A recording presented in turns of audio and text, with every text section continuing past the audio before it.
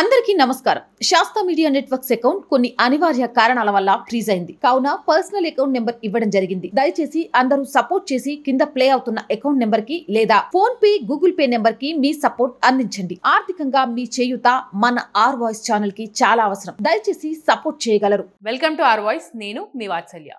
మౌషీజీగా ప్రసిద్ధి చెందిన లక్ష్మీబాయి కెల్కర్ను వారి 113వ జయంతి సందర్భంగా జాతి గుర్తు చేసుకుంటుంది.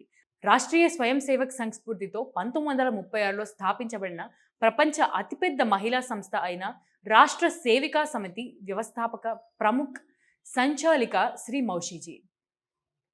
విదర్భ ప్రాంతం సమృద్ధిగా పంటలను పండించే చాలా సారవంతమైన భూమి. అంతేకాదు, ఈ భూమి విలువైన చరిత్రకు కొత్త కోణాన్ని చూపిన అత్యుత్తమ వ్యక్తులను కూడా తయారు చేసింది. 2 ప్రధాన హిందూ సంస్థలైన సంఘ్, సమితి ఈ ప్రాంతంలోనే ప్రారంభమయ్యాయి. నాగ్పూర్కు చెందిన శ్రీ భాస్కర్రావు డేటి మరియు యశోదాబాయి దంపతుల కుమార్తెగా కమల్ ఆషాఢ శుక్ల దశమి 1827 శకంలో అంటే 1905 జూలై 5న కమల్ జన్మించారు. వారి వివాహం సమయంలో లక్ష్మిగా పేరు పెట్టారు. కమల్ చాలా సున్నితమైనది, స్పష్టమైన పరిశీలన శక్తి కలిగినది. ఆమె తన పెద్ద అత్త నుండి సేవాభావాన్ని అలవర్చుకున్నది. మాతృభూమి పట్ల లోతైన భక్తి, బలమైన ఆత్మవిశ్వాసం, దృఢ నిశ్చయం, నిర్వహణ సామర్థ్యం లాంటి అనేక లక్షణాలు ఆమె తల్లిదండ్రుల నుండి ఆమెకు సంక్రమించాయి. మౌసీజీ తండ్రి శ్రీ భాస్కర్రావు డేటి నాగ్పూర్లోని ఏజీ కార్యాలయంలో పనిచేసేవారు. విదేశీ పాలన ఉన్న ఆ రోజుల్లో లోకమాన్య తిలక్జీ సంపాదకీయం చేసిన కేసరి వంటి వార్తాపత్రికలను కొనడం, చదవడం విదేశీ పాలకులు దేశద్రోహ చర్యగా భావించేవారు. కమల్ తల్లి శ్రీమతి యశోదాబాయి ఆ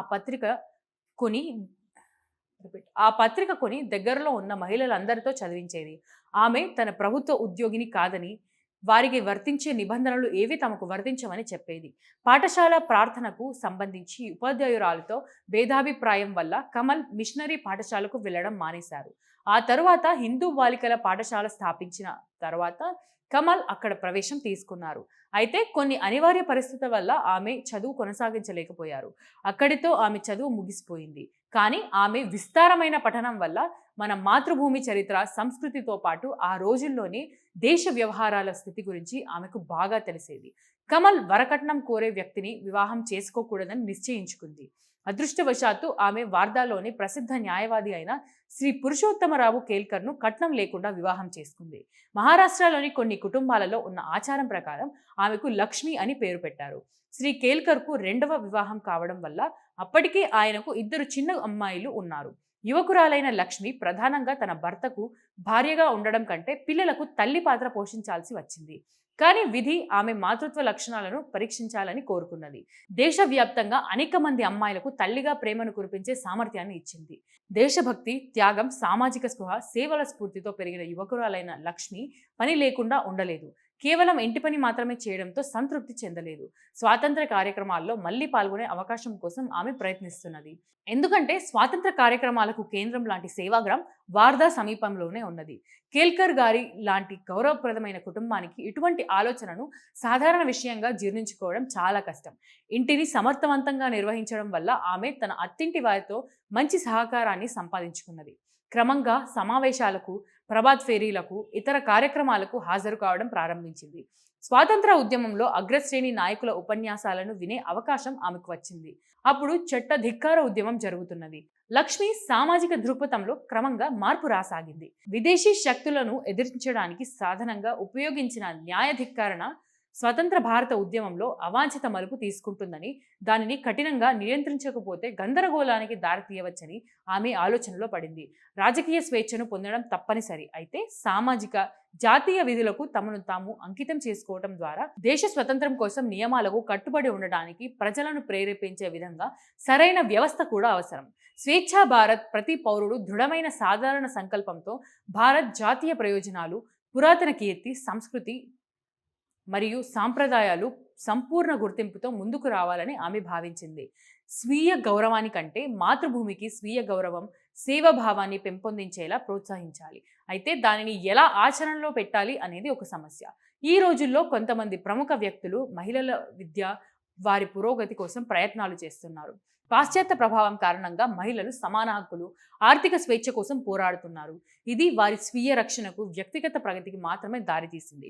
హిందూ మహిళలను కీర్తించే ప్రేమ, త్యాగం, సేవ, ఇతర జన్మతః లక్షణాలకు మహిళలు కట్టుబడి ఉండకపోయే ప్రమాదం ఉంది. వాస్తవానికి మహిళలకు కుటుంబంలో, సమాజంలో ప్రతిష్టాత్మక స్థానాన్ని పొందడం చాలా అవసరం.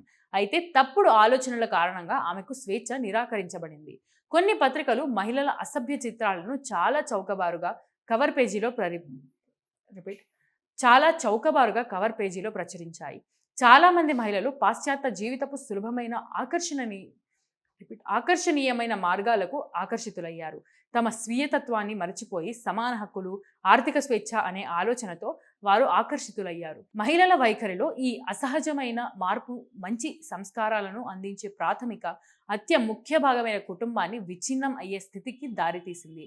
ఇది లక్ష్మీబాయిని చాలా బాధిస్తుంది. సీత, సావిత్రి జీవితాలను అనుసరించమని గాంధీజీ స్త్రీలకు సలహా ఇవ్వడం ఆమె విన్నది. కాబట్టి ఆమె రామాయణంతో పాటు మహాభారతం కూడా చదువుకున్నది. పక్షి రెండు రెక్కల మాదిరిగా పురుషుడు, స్త్రీ సమానం. ఇద్దరూ జాతీయ స్పృహ కోసం సమానంగా శిక్షణ పొందారని చెప్పిన స్వామి వివేకానంద సాహిత్యం వైపు కూడా ఆమె ఆకర్షితురాలయ్యారు. మహిళలు ధైర్యంగా ముందుకు వచ్చి ప్రమాదకర సమస్యలను పరిష్కరించే బాధ్యతను భరించాలి అనే నిర్ణయానికి వారు రాకముందే మౌసీజీ విరామం లేని సమయాన్ని వారి కోసం గడిపారు. ఈలోగా వందనీయ మౌసీజీ 1932లో తన భర్తను కోల్పోవడంతో ఆమె 8 మంది పిల్లలను, అపారమైన ఆస్తిని చూసుకోవాల్సి వచ్చింది.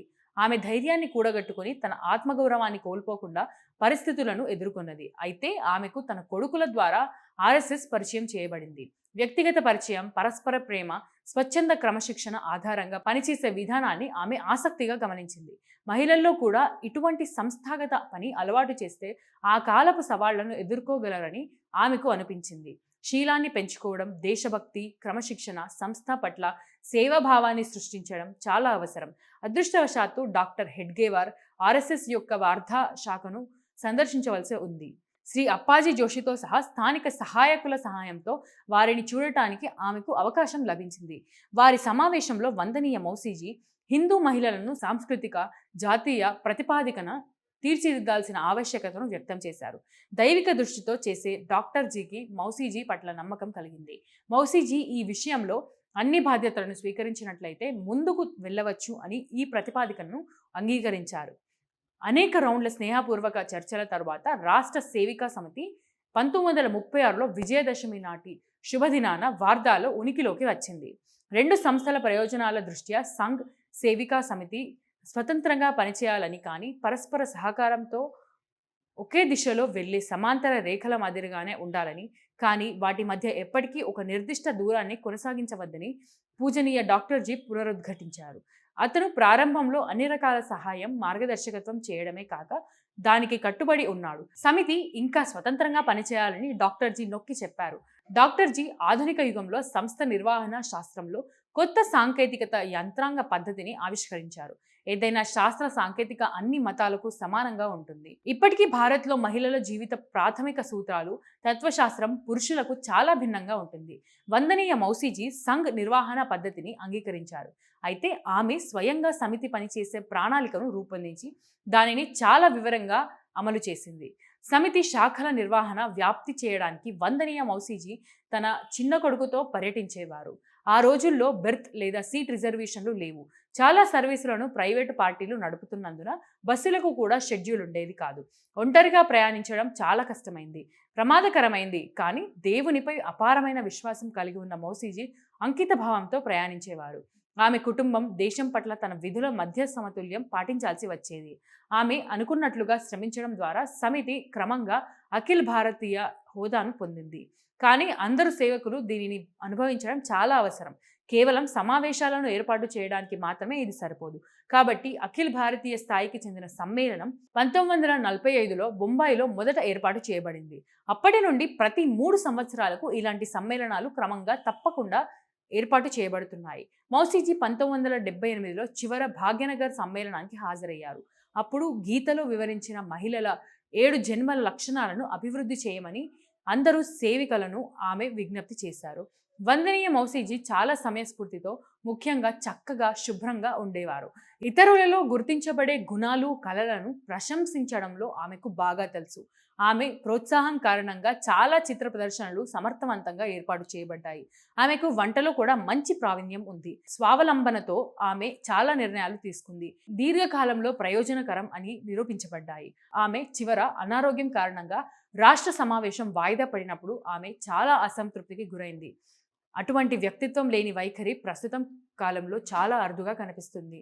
ఆమె పని కోసం అనేక భవిష్యత్ ప్రణాళికలను రచించింది, కానీ దురదృష్టవశాత్తు వాటిని ఆచరణలో పెట్టలేకపోయారు. ఆమె చాలా ప్రేమతో తల్లిలా ప్రేమించేది, కానీ సంస్థాగత పనిలో జనరల్కు సమానంగా కఠినంగా ఉండేవారు. మరణం ఎవరి మీద వివక్ష చూపదు. ఈ భూమిపై జన్మించిన ప్రతి ఒక్కరూ ఏదో ఒక రోజు ఈ ప్రపంచాన్ని విడిచిపెట్టాలని మనకు బోధిస్తారు. కానీ వారందరూ శక్తివంతమైన, గాఢమైన ముద్రలు మన మీద వేయడం చాలా అరుదు. ప్రజాసేవిక మౌసీజీ తనను ఎక్కువగా ప్రేమిస్తుందని భావిస్తుంది. నవంబర్ 27, 1978న ఆమె మరణించినప్పుడు అందరూ దుఃఖంలో మునిగిపోయారు. కార్తీ కృష్ణ విచారకరమైన ఆమె మరణ వార్త ఆకాశవాణిలో ప్రసారం చేయబడింది. వ్యక్తిగత సమాచారం కూడా వ్యక్తి నుండి వ్యక్తికి వెళుతుంది. అసంఖ్యాక పురుషులు, మహిళలు చివరి నివాళులు అర్పించారు. మెడికల్ కాలేజీ ఆసుపత్రిలో ఆమెకు చికిత్స చేస్తున్న వైద్యులు కూడా ఆమెతో చాలా సాన్నిహిత్యాన్ని పెంచుకున్నారు. వారు అక్కడి సిబ్బంది కూడా దుఃఖంలో మునిగిపోయారు. ఆమె ఆప్యాయత, భక్తికి మూలంగా చాలా మంది సిబ్బంది ఆమె బాగా కోలుకోవాలని పనిచేశారు. ఒక స్త్రీ అంత్యక్రియల్లో క్రమశిక్షణతో వందలాది మంది మహిళలు చేరడం ఒక ప్రత్యేకమైన అనుభవమే కాక అద్భుత దృశ్యం. అంబాజారి ఘాట్ మార్గంలో ఆమె శరీరం శ్రీ శక్తిపీఠంలో ఎక్కడైతే ఆమె జన్మించిందో అక్కడే ఆమె స్మారక చిహ్నం ఏర్పాటు చేయబడింది. సమితి ప్రార్థన, చివరి ప్రణం సమర్పించారు. 28వ తేదీ సాయంత్రం ఆమె శాశ్వత ప్రయాణం ప్రారంభించింది. ఈ ప్రయాణం అందరికీ స్ఫూర్తిదాయకమైన జ్ఞాపకాలను వదిలేసింది. మరుసటి రోజున 29న రాణి లక్ష్మీబాయి జయంతి వార్షికోత్సవం. ఆమె చివరి కోరిక ప్రకారం సమితికి చెందిన ఘోష్గణ చేత గౌరవ వందనం ఇవ్వడం ద్వారా జరుపుకున్నారు. మౌషీజీ ఇప్పుడు శారీరకంగా లేరు. ఆమె జీవితం వేలాది మంది సేవికలకు, అనేక ఇతర మహిళా సామాజిక కార్యకర్తలకు నిరంతరం ప్రేరణనిస్తోంది. ప్రతిరోజు అడుగుతున్నాను, మళ్ళీ ఈరోజు కూడా అడుగుతున్నాను. ఆర్థికంగా మన ఛానల్ని నిలబెట్టే బాధ్యత కూడా మీ అందరి మీదే ఉంది. మన ఛానల్ రెవెన్యూ చాలా చాలా చాలా తక్కువ. ఒక ఆఫీస్ లేదు, మనది అనే ఎక్విప్మెంట్ లేదు, అంతా రెంట్ బేస్ మీద. ఆఫీస్ అయితే రెంట్ బేస్ మీద కూడా లేదు. వాటన్నిటిని నిర్మించాలి అనే ఒక ఆలోచనతో అడుగులు ముందుకేస్తున్నాం. ప్రజల గొంతును ప్రభుత్వానికి అందించే ఒక వారధిలాగా పనిచేస్తూ వాస్తవాలని, ముఖ్యంగా జాతీయవాదాన్ని జనంలోకి తీసుకెళ్లాలనే ఉద్దేశంతోనే ఈ ఛానల్ స్టార్ట్ చేసినప్పటి నుంచి మీ అందరూ ఆదరిస్తున్నారు కాబట్టే ముందుకెళ్తున్నాను. ఆర్థికంగా కూడా దయచేసి సపోర్ట్ చేయండి. సపోర్ట్ చేయాలి అనుకునే వాళ్ళు సబ్స్క్రిప్షన్ పక్కనే జాయిన్ అనే ఆప్షన్ ఉంటుంది. 1 to 5 లెవెల్స్ ఉంటాయి. ఏదో ఒక లెవెల్లో సపోర్ట్ చేయొచ్చు, లేదా స్క్రీన్ మీద గూగుల్ పే, ఫోన్పేతో పాటు అకౌంట్ డీటెయిల్స్ కూడా ఉంటాయి. అలా అయినా సపోర్ట్ చేయొచ్చు. అండ్ ఎంతోమంది వ్యాపారవేత్తలు మన ఛానల్ని చూస్తూ ఉంటుంటారు. మీ వ్యాపార ప్రకటనల కోసం కూడా మన ఛానల్ని సంప్రదించండి. 8328500576 నెంబర్కి కాల్ చేసి మీ వ్యాపార ప్రకటనల ద్వారా మీ వ్యాపార రంగాన్ని విస్తరించుకోవడంతో పాటు మన ఛానల్కి ఆర్థిక చేయూతనిచ్చిన వాళ్ళు కూడా అవుతారు. So please subscribe our channel, support our channel. జై భారత్.